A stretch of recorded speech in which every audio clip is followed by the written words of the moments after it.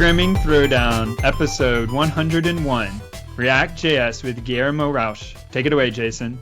Hey everybody, we are here with the CEO of Vercel and a co-creator of Next.js, Guillermo Rauch. How are you doing today? Excellent, thanks for having me. Cool. Thanks for being here. So I think this is super interesting. One thing I've talked a lot about on the show is for people who want to just getting into coding, try to build something where you can interact with it, and even better, something where other people can interact with it. That's the way. The hardest part about getting into coding, this is true if you're listening and you're a high school student, college student, or if you're coming to this from another profession, is just keeping motivated, right? And the best way to stay motivated is to have something you can show someone. And really the best way to do that is with the web. It's, as someone who's rolled out, desktop apps, I can tell you it's a huge nightmare. A little bit easier on mobile, not that much. But on the web, it's beautiful. You can just, reserve some space on AWS. If you're a student, it's free. Put your site there, and other people can interact with it right away. And so, we're here with Guillermo Rauch, who is the creator of Next.js, which is a platform for basically making that whole process, more beautiful and streamlined. And so I think, I think it'd be great for the audience to just kind of get a bit of background on, if someone comes to you not knowing anything about how front-end dev works, how kind of can you sort of wrap that up for them? Yeah, so that's a good start. Front-end and back-end are kind of the two divisions that we typically make when you think about how a website works, right? Like front-end being the part that your visitors and your users interact with, and back-end being the systems that support that front-end, that are typically more related to reading and writing from databases, talking to other services, talking to other APIs, etc. Next.js is primarily concerned with the front end, and React is primarily concerned with the front end. The big thing about React is when we used to make websites in the past, we didn't have good ways of kind of organizing them, kind of having the abstractions for making them work in ways that were very cohesive. So React came out of Facebook open source with this idea of websites and web applications are actually made out of components. That is, to me, the big breakthrough that React has really come up with. Is this idea that I've called it in the past Lego blocks for adults. All right. Because as you were saying, like when you're starting to create something new, you need building blocks, right? And when you think about front-end development, the building block that has emerged with the rise of React is a component. So anything that you can, it's funny, like the metaphor, like anything you can build with Legos, right? Like you've seen people build all kinds of things, right? From sticking two blocks together to, building amazing machines. And I think of it that way with React as well, because if you're just new to programming, you can, build a blog. So before we started the call, I was telling you that when we tell people about learning to make a website with Next.js, we point them to next.js.org/learn, and that walks you through creating a blog. And that blog is built with React components. But with our technology, what we've seen is that people have really built anything you could imagine. So like Hulu.com, their entire marketing website, but also their viewer for, when you're watching a show on Hulu online, it's all built with Next.js and React components. So that's really awesome. It's an incredible technology for just organizing this universe that is a front-end development workflow. Yeah, and one thing that people might not know, my son's been getting really into Lego, and so I've been watching a lot of Lego videos with him. And when they build these huge Lego structures, like if you go to the theme park, right, and there's these enormous Lego, like refrigerator-sized Lego things, is that they actually have something similar. They have this module structure, which is, a group of Legos, and they have people kind of just assembling these sort of building blocks. And they have other people taking these larger Lego pieces, these modules, and sticking them together. Usually it's not just done one Lego at a time. And so what you're saying is that it's React and Next let you do that for the web. Yeah, it really is a good metaphor because what you're describing is effectively what happens when Next.js developers are building really large things, right? Like I use Next.js also for my own blog, and obviously I just work on it myself.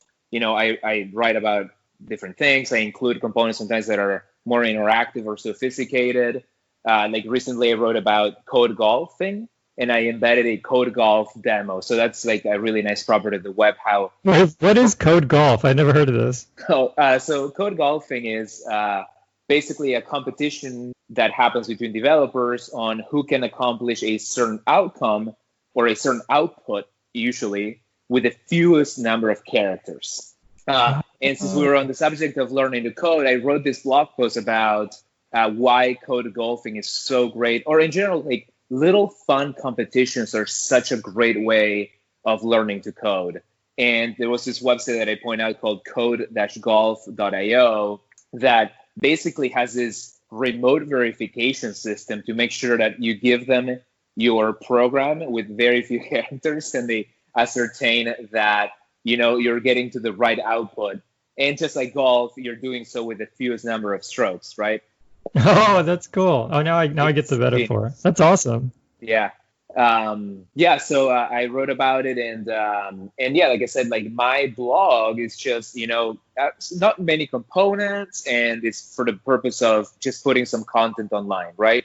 But when I think about the teams that we support at larger enterprises, they are doing exactly what you described. They sometimes have what we call the design systems team, where their whole point is to build this, not just now Lego bricks, but you could think of it like stacked Lego bricks or more complex shapes that then their team can reuse. So they're building those modules that you were talking about, almost like supporting them so that we know that every website is made up by a series of components that are like buttons and forms and header navigations. And so you can sometimes say, okay, I'm going to invest ahead of time in having a team that'll dictate what those reusable larger pieces are. And they'll dictate also a visual design language that not only looks like the brand and retains the colors that represent the brand or the system, but also work really well. Like the thing about the web, and in contrast to native mobile development, is that sometimes it feels like you're always starting from scratch, that you're always starting from an empty canvas, right? Like you start an HTML file and there's nothing there. And you've probably seen this, but like the default style sheet of a web browser is just downright gross. Like and it's not consistent either. The text flows from end to end of the screen, which I'm not an expert in typography, but like and typesetting, but like I know that people are not able to read comfortably if text flows from one edge of the screen to the other edge of the screen, right? So the web has always felt like this heavy lifting, in contrast with like Apple's design guidelines and their built-in component set. We're like they've spent decades thinking about what makes for a great user interface, and they give their developers kind of like a lot of pre-existing Lego bricks. The web, and I think for better, is a very flexible medium where you're free to publish anything and you're free to build it however you want. But in turn, what happens is teams and people tend to have to build their own component systems so that they have this kind of reusable layer, and that's how they scale their companies and their systems. And it's been a really nice trend to watch because at our company we've built our own design system, and we're putting in constraints in there that are very interesting. For example, for accessibility, like we make sure that our buttons react in certain ways to user input so that they're accessible to people on screen readers and things of that nature.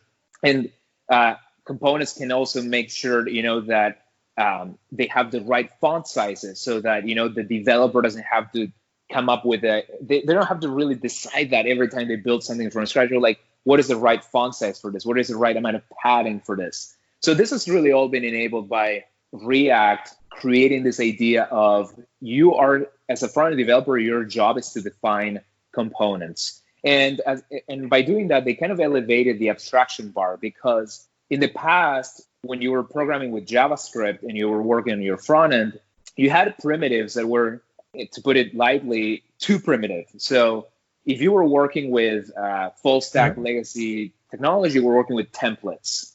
And then on the client side, you were working with functions or you were working with classes, and there was really no structure to how you were doing things. So React came in and were like, okay, what you're building is not a function per se, it's not a class, it's not a template, it's a component. And by doing that, they've really just revolutionized front-end development. Yeah, I mean, I think and this might be different with HTML5. You could check me on this, but with at least with early HTML, you were limited to the tags that the browser Correct. provided. So there's a button tag, there was an input tag, a head tag, body tag, paragraph tag, but there isn't a calendar tag. Right. And so when you're writing your HTML, if you get to the point where you need to drop in, a little calendar, you have to use this tag called div. And then what you have to do later on is you give that div an ID, which says, my great calendar. And then later on in JavaScript, you would have to basically fill that div in with the logic behind that calendar, which is going to be composed of all of those tags that you do have access to. But then, that makes things really frustrating, because you end up with just a whole HTML file full of divs with different names. It'd be great if you could just have a calendar tag. And that's sure. Basically the premise behind React. Yeah. And doing so, by the way, proved very challenging, right? Because what you were describing is a great kind of historical review of how websites used to be made. And you mentioned that word ID, right? And that's kind of how a developer would approach kind of giving life to an HTML tag. And even the very idea of an ID was very limiting in terms of the reusability of the Lego bricks, because an ID was pointing to a specific element. So from the get-go, you weren't designing something that was reusable. Like you couldn't clone your calendar and use it in different places of the system, and it wasn't parametric. So that's what I was saying, that components is such a great abstraction, because typically what would happen is like, okay, I have this div, and this div in particular that lives in this very page, I'm going to convert it into a calendar, and it's going to exist with fixed parameters. It's going to be this big, it's going to be this wide, it's going to be set, the default date is going to be today. But tomorrow, another developer was like, oh, hey, I need that calendar, but I need it more for selecting your age. And I need it for other years, and the default should be, 20 years ago. And then they would be like, oh, maybe the best thing I can do is copy paste here and fork the calendar into two calendars. And it was really messy. And it's crazy to think that, that was not that long ago, we're programming like that. Yeah. That's right. Probably some people still program like that. So. Yeah, and it's also not for, it's not really their fault, because as you were saying, the web emerged for hypermedia, and it was specifically a very narrow subset of what the authors of the web thought the medium was good for, right? So I always point people to kind of in terms of a historical review, when the web was being discussed in this open mailing list, and they were discussing the early, standards and emerging standards in the early web browsers, there was a lot of resistance to adding power to the web. And it was for a good reason, because there were all these interesting constraints that the designers of the web had for, how well the web should work. So one of the things I always point out is, there was a very heated discussion about adding images to the web. And it's a discussion in which Mark Andreessen, the co-founder of Netscape, is involved. You can look it up today because it was a public mailing list. And you can see how there was resistance to adding, in that particular case, an extra hop to the information transfer process. Because when the web was created, you would request an HTML file from a remote server. And that contained the entirety of the information that you requested. And the constraints were there because obviously at the time we didn't have good, internet connections. So we're working with what we had. So like, you were sweating every hop, like, like it was the end of the world. Yeah, I mean, everyone's seen this, where you get a little square with a red X instead of the image. And that's because it didn't come with the HTML.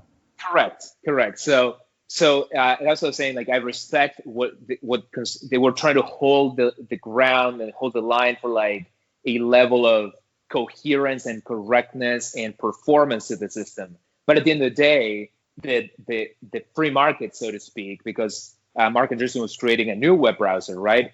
And he was coming from, and I could imagine him in Silicon Valley saying like, the web could be doing so much more. We could have images, we could have video, and in the future, people are going to be, telecommuting and like doing telemedicine, and like you could have all these dreams about the web, but the web was super constrained. So it was a slow process, but the web started getting more and more power and more capability. So that created the image tag. But as you were saying, the web goes through this process of adding things to standards. So as we stand today, we actually don't have a calendar tag. You know what I mean? Like it's been 30 years, and through sweat and tears, we added things like, image tag to HTML, but we still don't have a calendar. So, but if someone is listening today, they were like, oh, I just, filed my taxes online or whatever, and there was a calendar right there. So that's what you're dealing with, is basically the ability for the web to grow its own component set, thanks to the help of JavaScript, which can sort of take all these primitive HTML tags like div and turn them into very interactive widgets. Right. And in a way, the GitHub, with NPM and GitHub and the GitHub stars system, you can kind of get a standardization through democracy, right?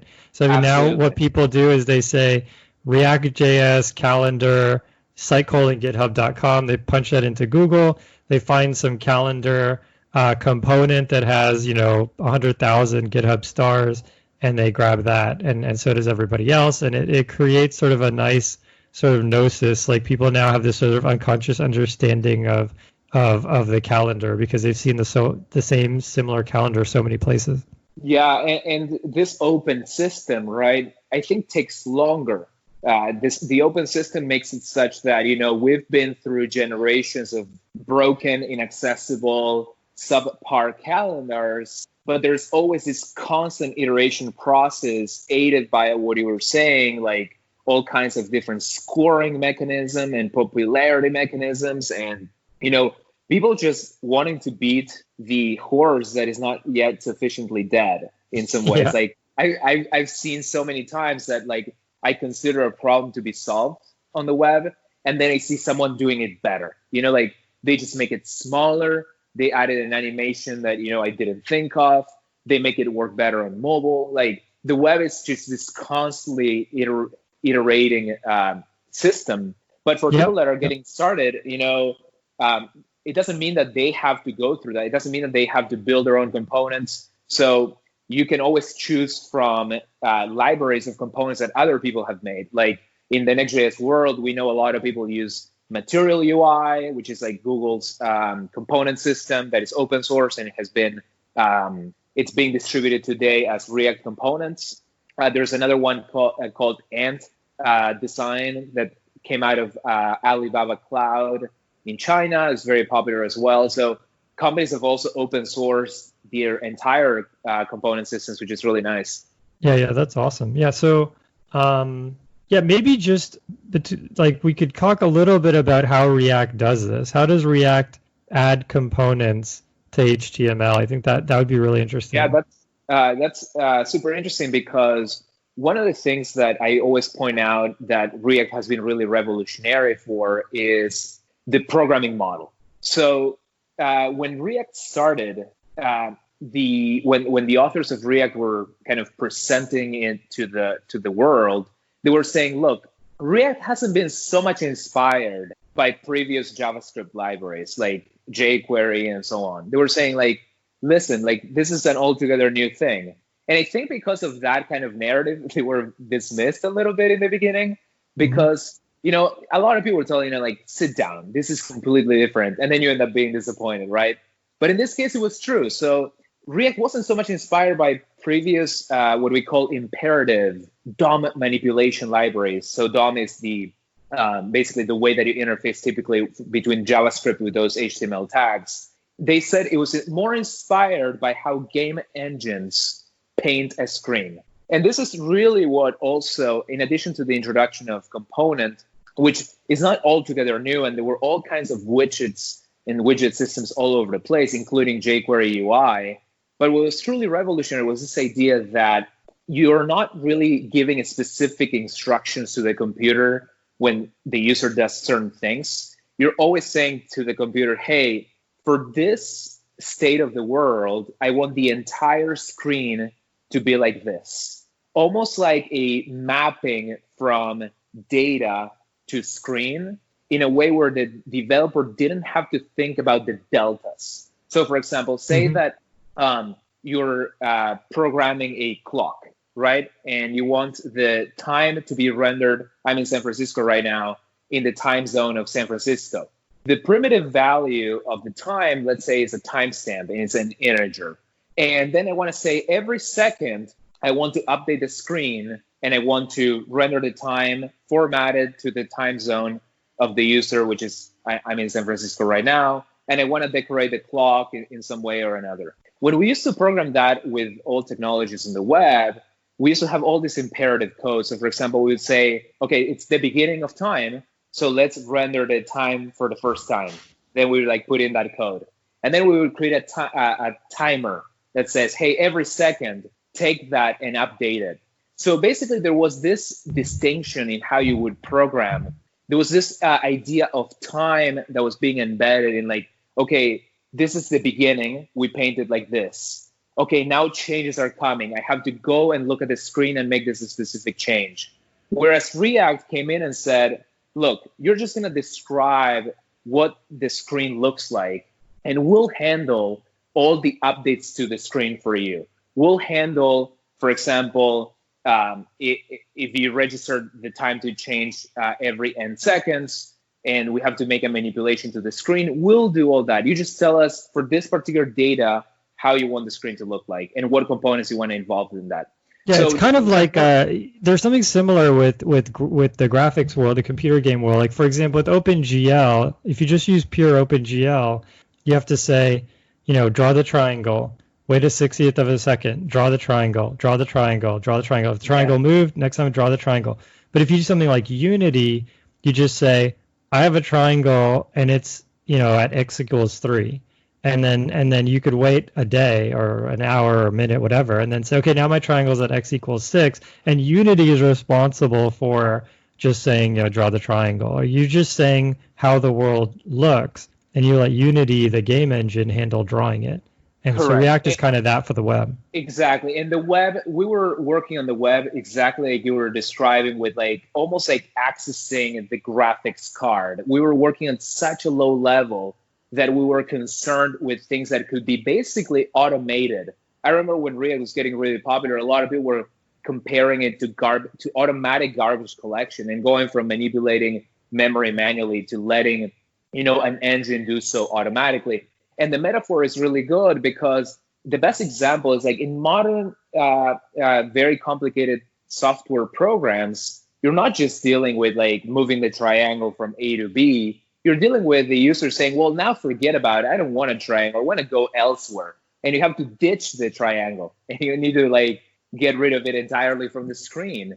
And if you think about the old world and how we used to program, we would use what we would call CSS selectors. And we say, hey, okay, the user wants to go somewhere else. So first, let's clean up the screen. And we'd select the triangle dot remove. And we would literally write that code. We would invoke a function to handle these deltas of the screen's contents ourselves. So You could imagine how buggy programs were, because a developer that is working on millions of different things sometimes forgets to handle these state transitions with manual code writing. So the declarative model of React it really was not only introducing this native idea of a component, but it was also this transition away from imperative programming to declarative programming and just involving techniques from functional programming a lot more. Yeah, it totally makes sense. Like in Excel, right? Excel, you set up sort of these equations, and then as your data changes, you don't have to go back and recompute anything. It's just kind of it's reactive, and so ReactJS is also reactive in that way. Yeah, so, and a lot of there's been lots of debate about whether React is a truly reactive system in the formal definition of the technique.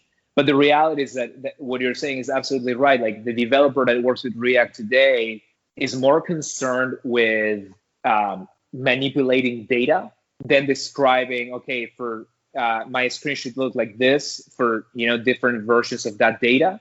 And then they're not concerned with adapting the screen when the data changes. Much like you're saying with Excel, when you change a data point, you're not going and updating all of the data points that depend on that data point, right? You're not doing any of the manual calculations. That is, in fact, the true power of Excel. So React is kind of bringing this for front-end developers, which is really, really fascinating.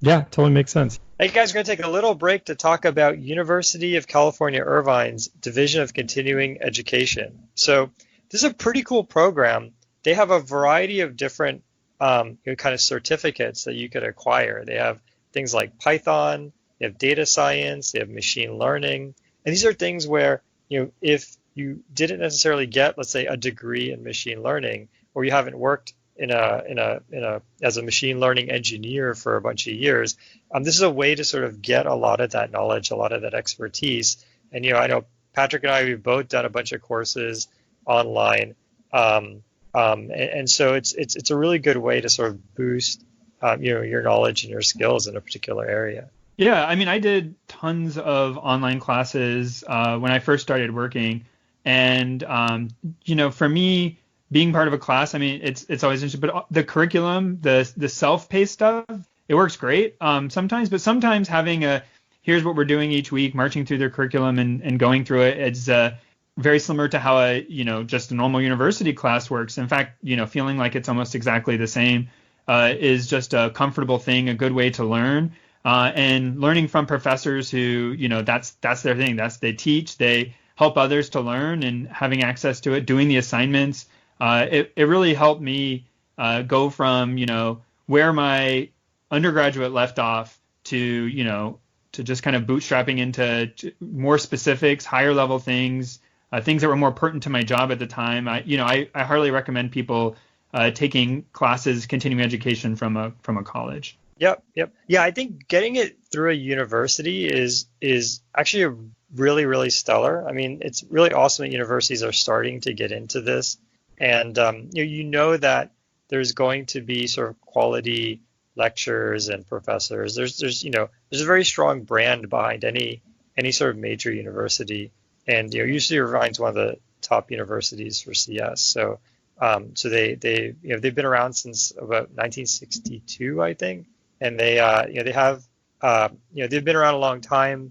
They've been teaching a long time. They've been teaching online a long time. And so it's a good place to go and get this kind of education. Yeah, if you're interested, I think they're still doing enrollment for some late classes for spring, but summer's upcoming. And as we've been talking about this whole episode, I mean, I think everyone has extra time at home these days. Oh my gosh! Yeah. If you're interested, you can check it out at ce.uci.edu/programming throwdown. And we'll put the link in the show notes, of course. But once again, that's ce.uci.edu/programming throwdown. Yeah, and if you do sign up and take any courses, we'd love to get feedback. Please write us in, tell us what you think of it. We could pass it on to them, but also for us, it's really good to know, what you thought about that. Folks out there who are listening. So, all right, back to the show. The thing about React that might be a little tough for folks is there's the JSX. Like there's like the way you sort of mix the HTML and the JavaScript. I know that throws a lot of folks off. But nowadays, with the really nice IDE support, that makes that whole process a lot easier. I mean, you get the right syntax highlighting, and the IDE will tell you right away if you do something wrong. And so I think combining ReactJS, for new folks, combining ReactJS with a good IDE and a good development system is really important. Yeah, and this is kind of why we invented Next.js too, right? So React started as a mechanism for kind of being able to capture the emerging and kind of relentless complexity that was growing within Facebook's code base. There were classes of bugs, categories of bugs that kept happening that were frustrating the developers. They were saying I think one of the interesting things that I've learned about software engineering is that the appreciation for categories of problems rather than problems as independent, unique things really makes a world of difference, right? Like you don't want to spend your time fixing like things, novel little things that come up. You try to say, okay, this belongs in this category of problem. Let's try to find ways that we can fix the category rather than patch each issue as it happens. Yep. Fixing the root cause, right? And there were categories of issues that were happening within Facebook that are very much related to what I was sharing earlier. Like, hey, I'll give you an example also with the clock. Cleaning up stuff when something that was on the screen is not there anymore was always a challenge for web developers. For example, the clock has to repaint every second so that we can like make the obviously the time change, but we can make, I don't know, the colon flicker so that we have a nice animation for our clock. What happens when you navigate away or you just go to another portion of the system where that clock is not there anymore?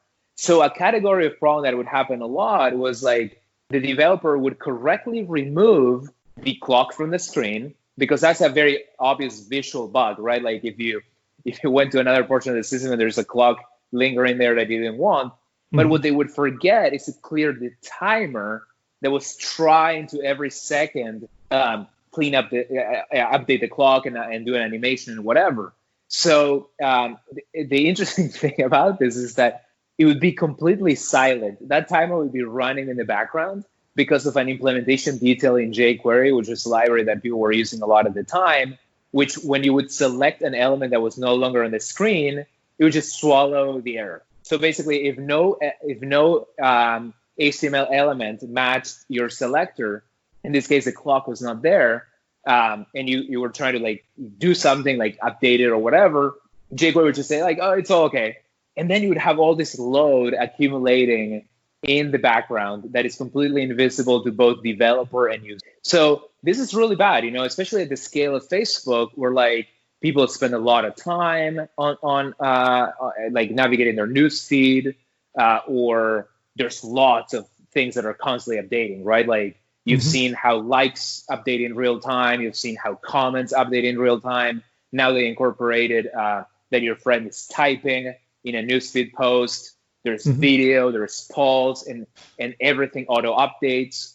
So imagine managing all that complexity manually, all those timers, all those subscriptions to real-time updates from the server. It was resembling a very complex video game, really, with like lots of characters animating on the screen and things like that. So when they were, they needed to solve these categories of problems, they created React. But what we noticed, and this goes to your point about usability and IDEs and making things easy, is that people needed a very easy way of using React for everything. So Facebook at the time was concerned with incrementally adopting their own invention and solving, the most pressing problems. Like, if I remember correctly, I've heard from their team that, the notification center was something that they wanted to fix immediately with React. The chat windows that kind of hover over your screen is something they wanted to fix with React. Like more of the challenging pieces of the UI that, again, deal with lots of data updates. So as of this morning, I was reading on Twitter, like people were annoyed that for whatever reason, a bug on the system, like the notification count is not updating correctly. So those are kind of the pressing things that Facebook was solving with React at the time.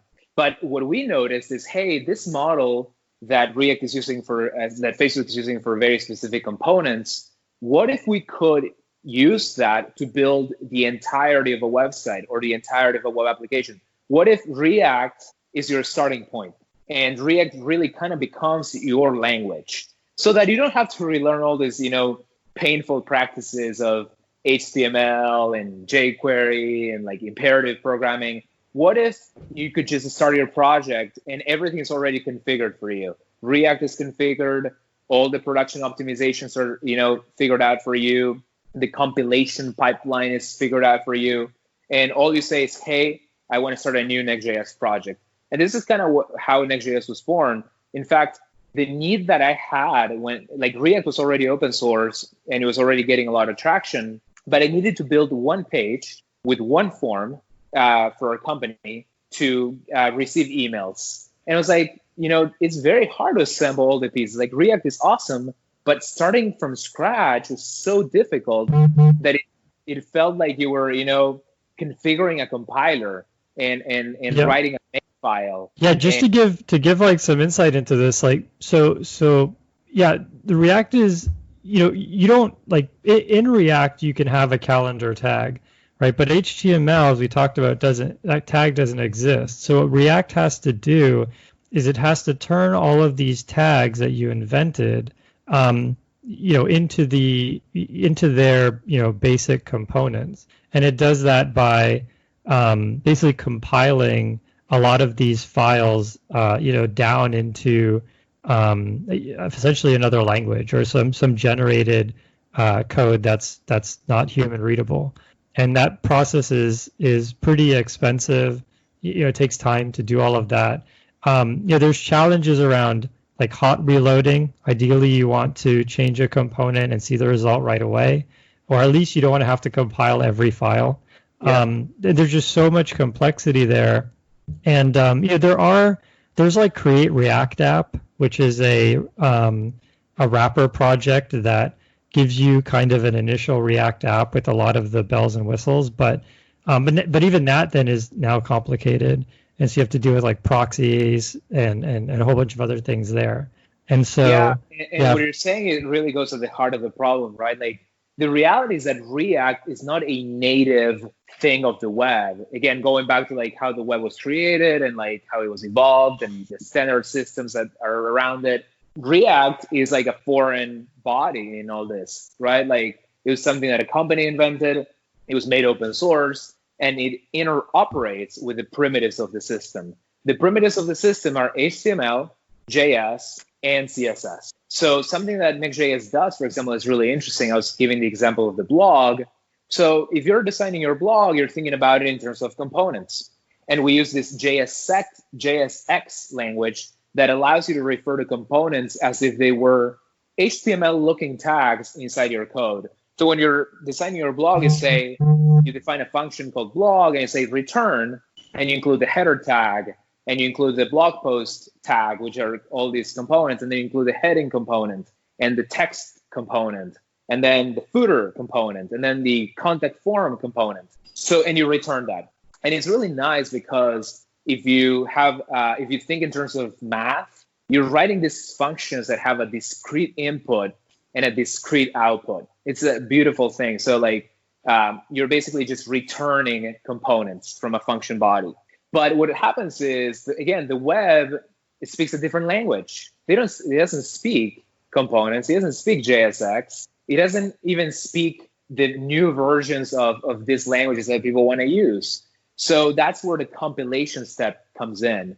So an interesting thing that Next.js does is that for the first impression of your website, we compile it down to HTML and CSS so that it's super, super fast. In fact, no JavaScript has to get loaded for your visitors to get, again, primitives of the web, HTML and CSS, that you didn't write by hand because you were speaking the language of components and you were having a very nice and easy time creating your system.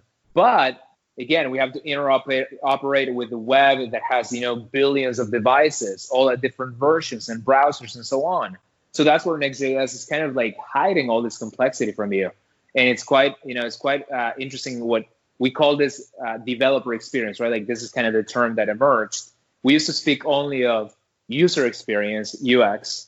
And then at one point, this word started getting traction called DX, right? Developer experience. Because again, like doing all this juggling of what the developer wants the experience to be, but then on the other side, we have this kind of, I'm not going to call it legacy system, but we have this very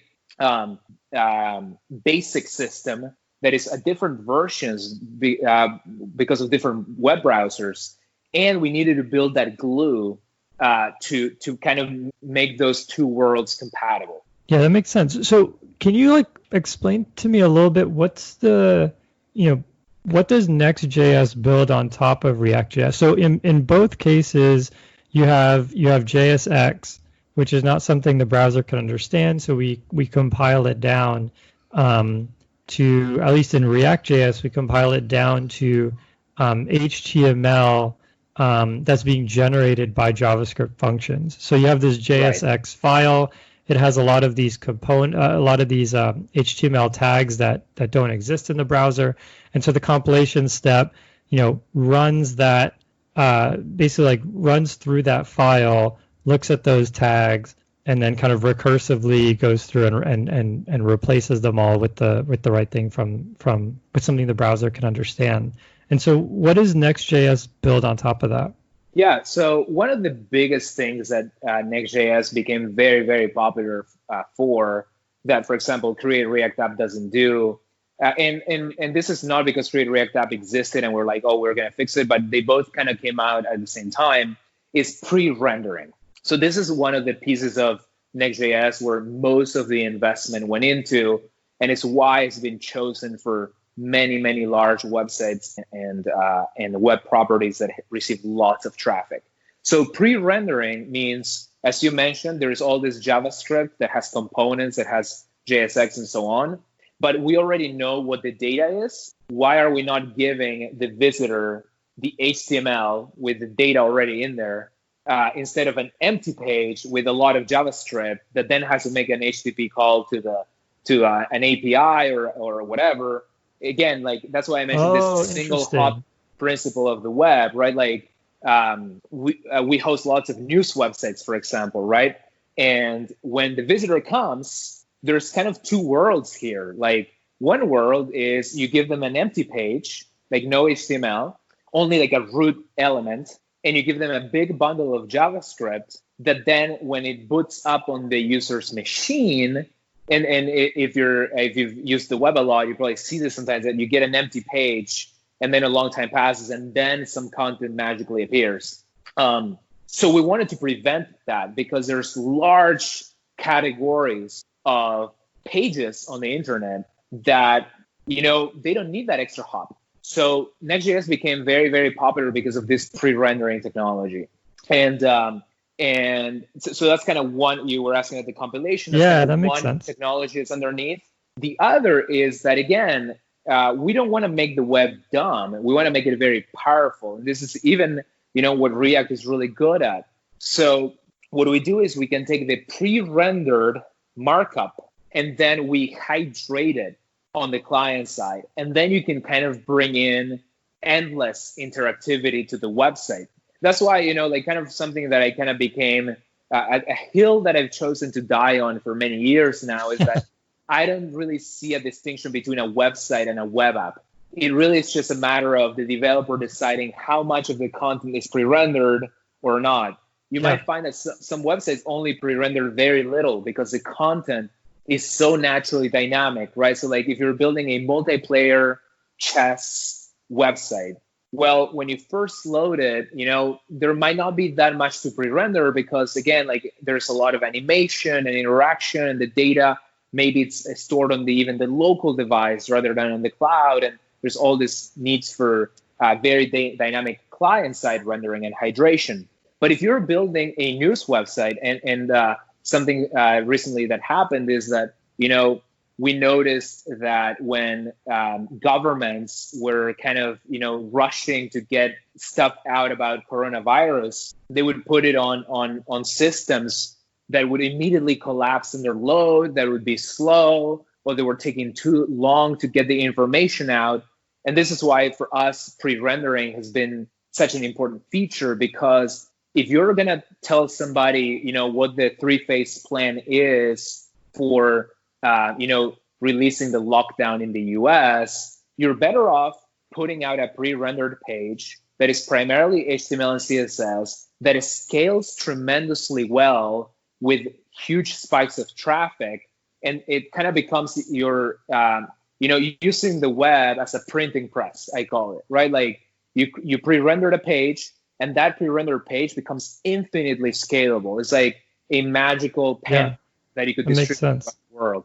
But the magic. So if I could sort of just recap for folks in the audience. So the idea is, originally you had HTML and you had JavaScript, and they were in separate files. So someone would go and download the HTML file. It would have, and as we talked about earlier, the images were in separate files. So you'd get the HTML file that would have, none of the images and no logic, but it would have a lot of structure, and it would have all the text, and it would have the structure, the layout of the page.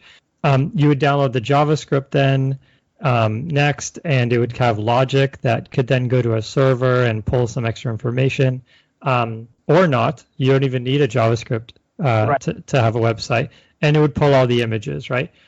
So then when you switch to React, what you end up with for most people is the HTML page is effectively empty. And all of the React components end up turning into JavaScript functions. So you download this empty HTML file, you download this enormous JavaScript file, and then you kind of call go on this JavaScript function file, which then recurses, creates a bunch of functions, or launches a bunch of functions. All of those create this massive string of HTML, and then that ends up replacing the empty HTML. And that's how you can have things like a calendar tag, which don't exist, right? And so what you're saying here, Guillermo, is that with Next.js, just to finish the React thing, and then because these websites are sort of living, breathing things, you also have an update function. So every component has your sort of render function, and then you have the ability to sort of call that again. So it's kind of on you to say, hey, go fetch some data from the network, and then call render again on this component. Yeah, I'll even say that the calling the render, this is what's fascinating. The calling the render for all the parts of the screen that could have possibly changed is done by React, right? So like going back to your great Excel metaphor, your job as a developer is just mostly to alter the data, as you said, with networking API calls, even sometimes like reading or writing from the local device. But then React just like says, oh, I'm going to repaint. I know what parts of the screen need to get repainted. I'm going to repaint them, right? So there's very little work for you to do in terms of re-rendering things, which is it's a huge time saver. Yeah, but you still have to. You're still responsible for basically using some kind of. You could use a observable type thing, but you're responsible for going out. If you're let's say if you're doing the chess example, you're responsible for going to the server saying, hey, has the other person played yet? Correct. The server comes back and says, yes, they have, and then you have to update that. Somewhere, whether you sort of however you do that is up to you, but you have to go and update that. Basically. So when we talk about React, especially for those that are going to go deeper into it, we say a component has a state and it has a render function, and the render function returns HTML as a function of that state. So it's almost like a bijective function of, hey, here is state. It has the properties of the board, where are all the pieces, and then we return a bunch of components for like the chess pieces and so on, and React does all the heavy lifting. Yeah, and so for some of these components, the state might change very often, right? But for some of them, maybe the state, going to your calendar example, maybe the state just holds the day you want it to start the calendar on, And so for that reason, the state isn't changing all the time. It might change if someone picks a day, but let's put that aside for now. It's not changing every minute or anything. And so in terms of actually the majority of your components probably change very little or none at all. And so what Next.js does is it says, let's look at the initial state of all these components. Let's call that big function that generates that huge bunch of HTML, and let's send that instead of the empty HTML. And then if there are changes, we'll handle them. But at least that very first thing, which is really expensive, we could do that on our side so that each browser doesn't have to do it. Yeah, that's exactly how it works. And so to give you context on this transition, we went from the web just being HTML that was like non-interactive at all, and that was all coming in one hop. And as this kind of rich JS applications with components were kind of growing and rising, we kind of we overcorrected it the other way. And this is kind of the story of how progress is made, because then we had to bring it back to the middle with Next.js a little bit, right? Because we went from, now you go to a website and you get nothing in that initial response. You just get lots of JS that your phone or your computer has to boot up the JavaScript virtual machine, interpret it, compile it, optimize it, parse it, and then it spit back out some HTML, which is really, we're talking about that OpenGL triangle. That is how the information will actually come to your brain eventually, right? The way that, data is transformed into pixels on the screen today is that fundamental HTML or DOM, data structure. So we were adding latency, and we were adding, as you said, megabytes of JS that had to be downloaded before doing anything at all. So Next.js was like, okay, that cannot be the only way. That's one good way for certain things, but that cannot be the only way to build things. So Next.js added this idea that, hey, you have all these components and all this rich JavaScript. How about we also try to pre-render it so that the user can get content and data right away? And this actually made React just way more broadly accessible and more broadly applicable to things where, you would dismiss it sometimes. You would say, oh, no, I cannot build a, landing page with that. I cannot build a coronavirus, instructions page with that. I cannot build a blog. I cannot build a news website. I cannot build all kinds of systems. And going back to the hill that I die on is that I don't think any system has ever fell in one direction or the other, right? Like you could have the most dynamic system in the world, but I can assure you that there are pages that are fundamentally somewhat static, and you could have pre-rendered markup for. I remember the first experience that I had with this thing was like I was building a very dynamic system with React, and then I had the terms of service of my system as a separate file, right? And this was all written with components because that's how I wanted to build the world. I wanted to use these Lego blocks. So I built the terms of service with React. And then the naive compiler that we had at the time was shipping the terms of service together with the rest of my application in one gigantic JS bundle anytime the user wanted to do anything at all. And as you know, a lot of visitors of the internet don't ever even go to the terms of service, unfortunately, right? But that's what happened, right? So like we were so naive with how we would bundle things that we ended up with this gigantic just like apps that were getting downloaded. And for a time, we kind of mitigated that with CDNs and whatnot. But then we started realizing, like, why are we shipping all this code that the user is not even interested in going to yet, right? So another feature that Next.js added that was quite interesting was what we call prefetching. So we have pre-rendering, and then we also have prefetching. So for people that are used to visiting very dynamic JavaScript apps or single-page apps, as people call them sometimes, you know that the transitions are super snappy. And that really feels awesome. So you touch something, and then you immediately go to it. Like there's no delay, there's no perception that you're going to a remote server or anything like that. So as it happens, we wanted to retain that property for our system as well. So what we came up with is this idea that, hey, there's this component called link that we give you. This component you don't have to build yourself. And when you use link, to link pages together, we can start prefetching the next page before the user has even thought about going there. So what you end up with is a system that merges pre-rendering with prefetching. So you kind of have your cake and eat it too. So the system feels super snappy.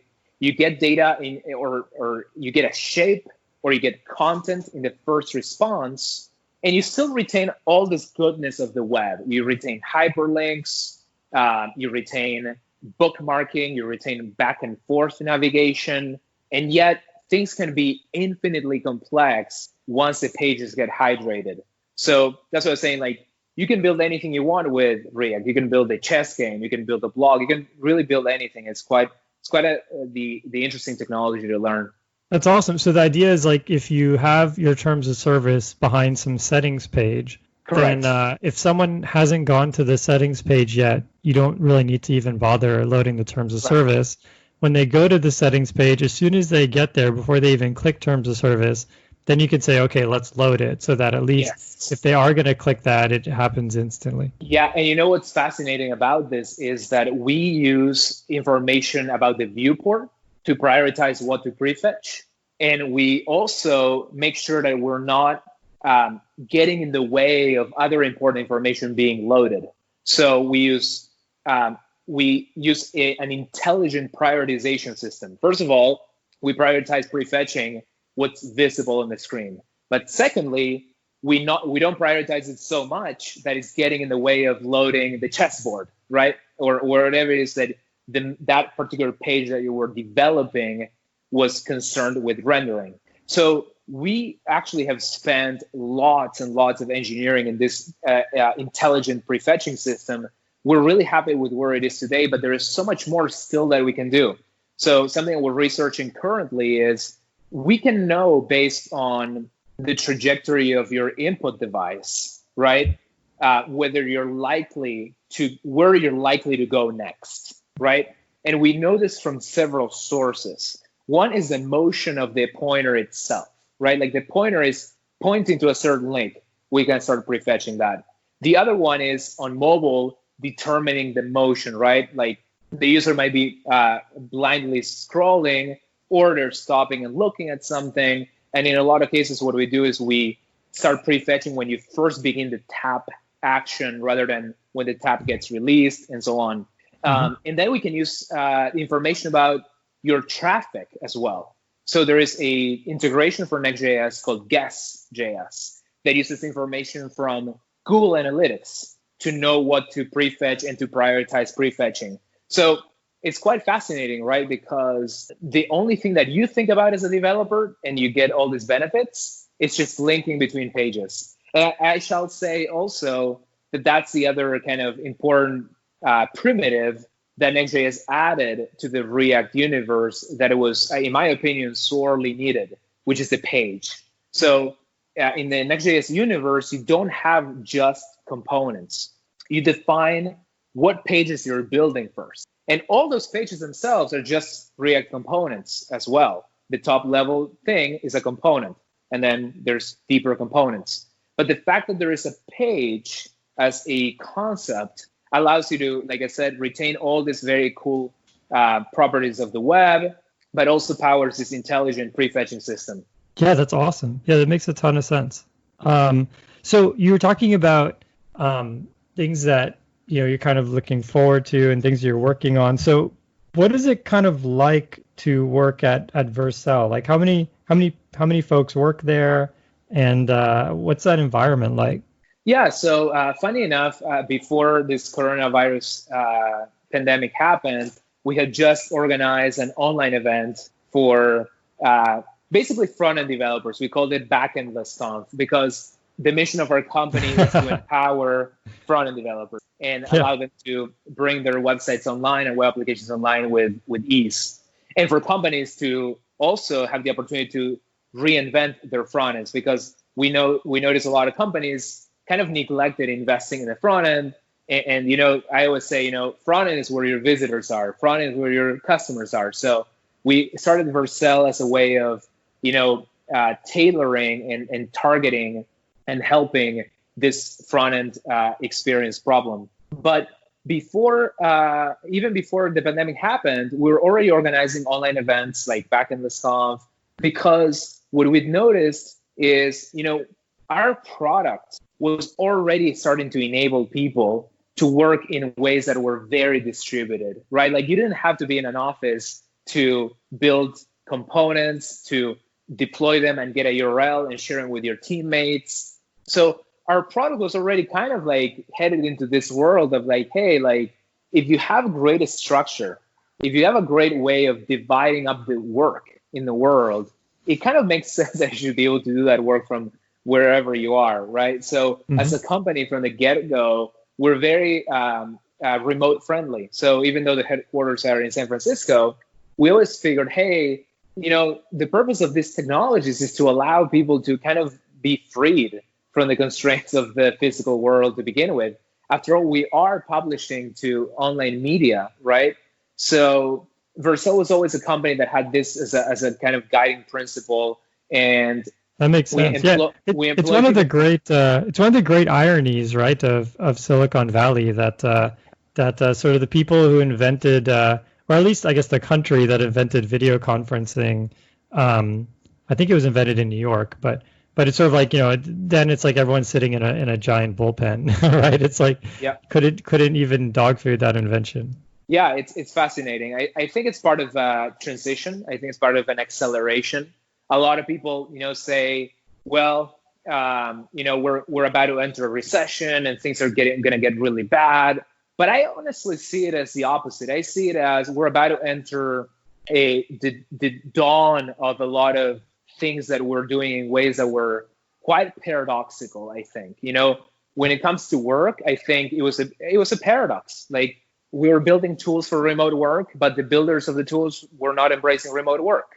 And I think that goes also for like publishing, right? Like we're this is a problem that we're really attacking face on with Vercel, is we were publishing our front ends to one location in the world. Like you mentioned AWS earlier, like the way that people use AWS by default, and this is the default region, right? They create a server in Virginia. It's the US East location. But we're publishing globally. You're selling globally. You're speaking to global audiences. Why are you putting everything in one server, right? So Vercel gives developers this workflow where they publish to our edge network, which is located in dozens of cities around the world. So when you publish your pages, when you publish your content, there's no way to deploy just to Virginia. This is a new normal, is you deploy your front end to an edge network. So in some ways, like you could argue, oh, we're, a little bit ahead of the curve and whatever. But I think what's going to happen is that with this new world, people are going to realize these things that were already problems that were pre-existing to our systems. And now those solutions will see an acceleration in adoption because we need them. And we needed them before this even happened. Yeah, when I look at, when I hear reasons as to why things can't be decentralized, it always comes down to things like, we'll have to document our code more. Like we'll have to have contracts between the teams, like software contracts between the teams. And I'm just sitting there like, okay, that sounds amazing. And it's like, and they're like, no, we'll need an extra, let's say 10% more people, to do all of these things, to have all this awesome documentation. It's like, yeah, I mean, that sounds like an amazing trade-off. And in exchange, those people can be anywhere they want. I mean, it sounds like a no-brainer. One of my favorite essays online that I come back to a lot is this interview to a researcher out of MIT who works on what he calls digital reality. And the field of his research is to try to understand what exactly is the distinction between an atom and a bit, and what are the technologies that facilitate the conversion from the bit to the atom, right? And the most obvious one is 3D printer, right? Like you have content that is purely software defined, and then you can convert it into reality. And one of the things that he talks about, and he talks about Lego pieces as well, is that the geometry of the pieces is what enables the system to get complex. And he talks about how, you've probably seen this with like how we can birth human beings that end up being larger than the human being that they were born from, right? Like there's this incredible complexity that yields from very basic pieces. As long as these pieces can fit with one another, we can build really complex, interesting things. And John Conway died recently, and his idea of game of life is very similar from very simple rules, very interesting complexity can emerge.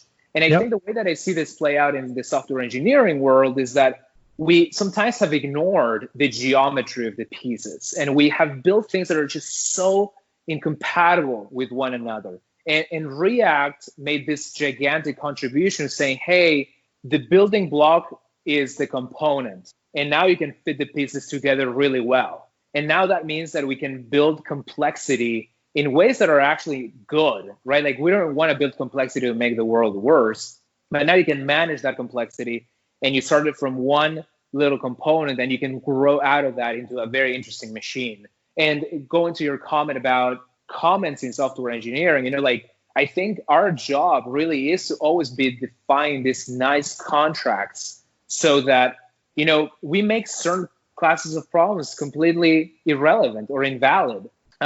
Version control has helped us go in that direction, but I think we're going to see, that become even more and more rigorous over time. Like, today when you push a commit to Git, in a lot of cases, it contains no validation whatsoever, and like the system treats everything as just dumb text. But as we evolve our systems, we start getting better understanding of like what should be accepted or should be rejected altogether. And honestly, I hope that us defining collectively these better interfaces will I think it'll make work a lot more pleasant, so that we can focus on the creative sides of software engineering rather than like the bugs and all that boring stuff. Yeah, I mean, a good example of this is code style, right? I mean, people would just fight and argue about code style, and then finally we got editor config, and we got the prettier. That's right. I forgot the C++. Oh yeah, Clang format. But basically, we got these machines and these rules that do it for us, and now, as you said, we can focus on. We don't have to spend time arguing about tabs and spaces. We can focus on more important things. You mentioned something really interesting. You mentioned hot module replacement earlier, and I really think that React has also helped popularize, hot module replacement. So for those that are not familiar, as you're editing your code and you save it, you automatically see the change in real time with no interaction, with no refresh button on the screen. And this has been really the interesting thing about React, is that because it defined this incredible geometry, lots of other trends emerged together with it. So hot module replacement, you could argue, could have always been possible. But why did it become a thing that React became known for? Well, because the encapsulation of components and state and like the ability to cheaply repaint, like all that led to, okay, this new amazing capability is now, we take it for granted because, for example, Next.js automatically configures and gives you hot module replacement. But again, like you go back, 30 years, 10 years, 5 years, or even you go and look at how you mentioned desktop applications, how people develop desktop applications. And sometimes they wait, 5 minutes from a change to compiling it, to running it, to seeing, what the result of their change is. So just imagine what that has done for creativity and just productivity and just ease of use and onboarding developers. I'm noticing this fascinating thing on Twitter. It's called #100 Days of Code, where people are every day, doing one challenge a day. And I notice how fast newcomers to the industry are picking up React. And it's just really motivating for me to see, that we can be a part of helping that movement come alive, which is, you mentioned something interesting as well. It's like people switching professions, which I always see as an opportunity to also bring fresh new ideas to our field. I think that idea that you can go back and forth from, an expertise that you already had to a new expertise or a new medium for publishing is absolutely fascinating. We've been, with Vercel, we've been sponsoring researchers of coronavirus, of immunology, of virology, And we had the really great opportunity to sponsor a team. I believe it was out of Switzerland, of very renowned researchers. And something that really stood out to me was that they were all proficient in React and Next.js, even though that's not their thing. They were using the technology to create these interactive models with drag and drop sliders. I'm sure that the idea that they change the data and then the screen reacts automatically made lots of sense to them, and it was easy to grok. And then they only had one person in the team that was more of a traditionally trained software engineer, but everybody was contributing to this project. So this is kind of what we're still in the early innings of seeing this impact that React is having in the world. But I think it's going to be cross-disciplinary. I think it's going to help novices and professionals alike. We still work with lots of customers that have spaghetti PHP and JS code, all intermingled with lots of the categories of bugs that React has eliminated. But they're still making lots and lots of money, and they have very successful businesses, but they still are looking for that opportunity to reinvent their front end. So it really has been a revolution kind of across all fields and all levels of expertise.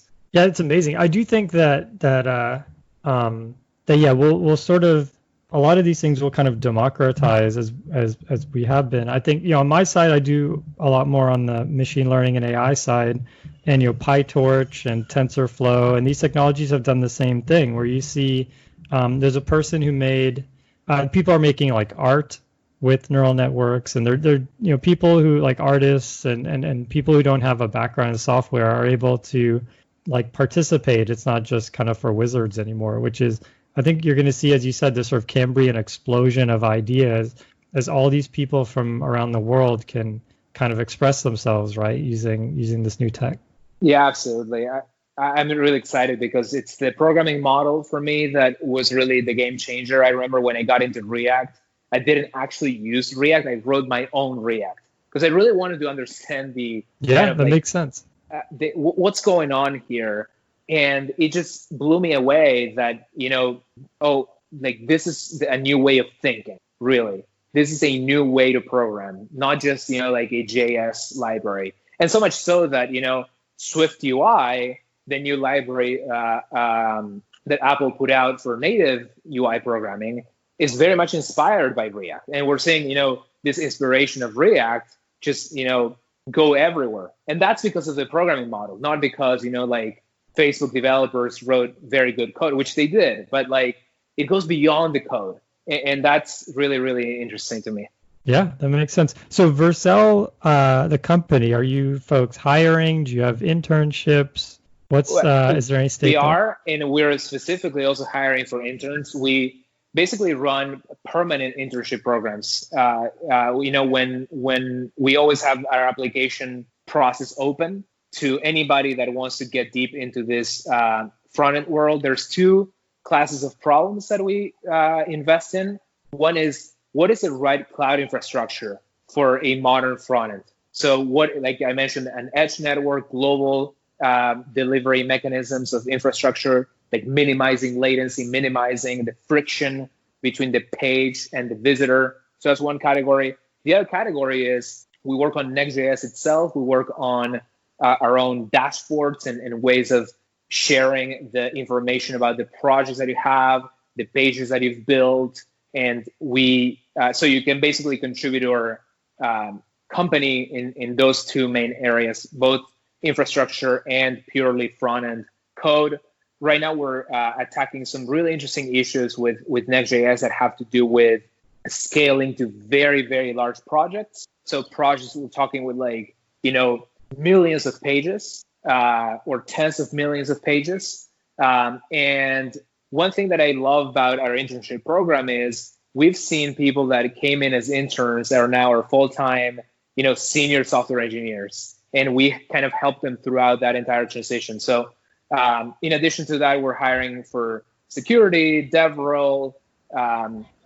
Basically, you can go to vercel.com/jobs and get the full list. But we'd love to stay in touch with everybody that kind of listened to us today. Also on Twitter. My handle is RauchG. And also for anybody that's interested in Next.js and learning React or starting to like build something useful with React, we recommend Next.js.org/learn, which is basically it's a step-by-step tutorial on building something with React from scratch. Cool. So I think folks are interested. Step one, I would say go to nextjs.org/learn so that this is not to go on too much of a tangent, but I saw something recently where someone applied to a job, and I felt like they were a pretty good software engineer, but they actually kind of knew nothing about the company or like anything kind of like anything that they were sort of getting into, and so you don't want to be that person. So check out. I think that's a really good point. Not only because it just helps your chances in a very objective sense. It's like I think it allows you, and this is kind of like a byproduct of this new open source world, is you can get to know the people that you would be working with and the problems that they're working on prior to making any kind of commitment, right? Yeah, that's right. Yeah, totally right.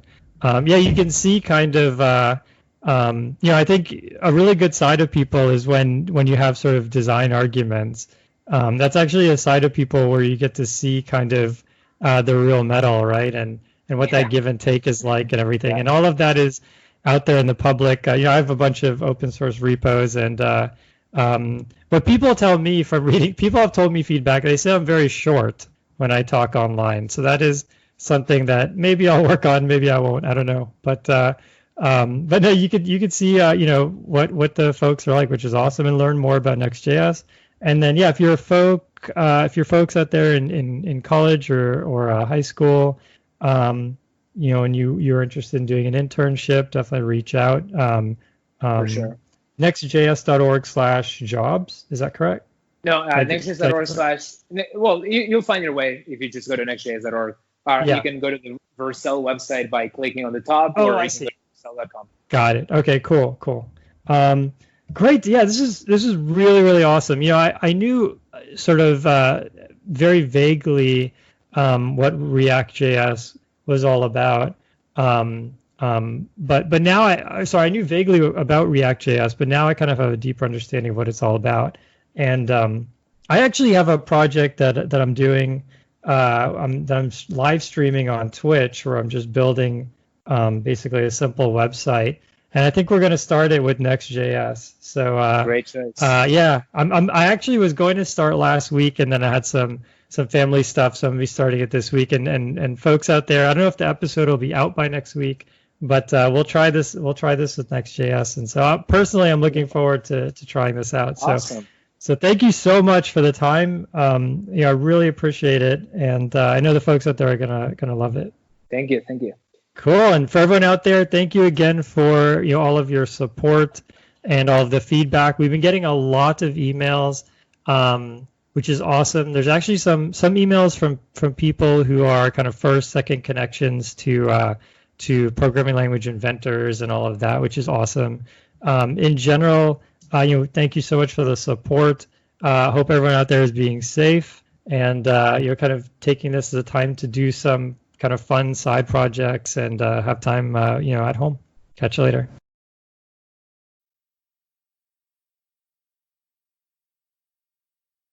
The intro music is Axo by Binar Pilot. Programming Throwdown is distributed under a Creative Commons Attribution Share-alike 2.0 license. You're free to share, copy, distribute, transmit the work, to remix, adapt the work, but you must provide attribution to Patrick and I, and share alike in kind.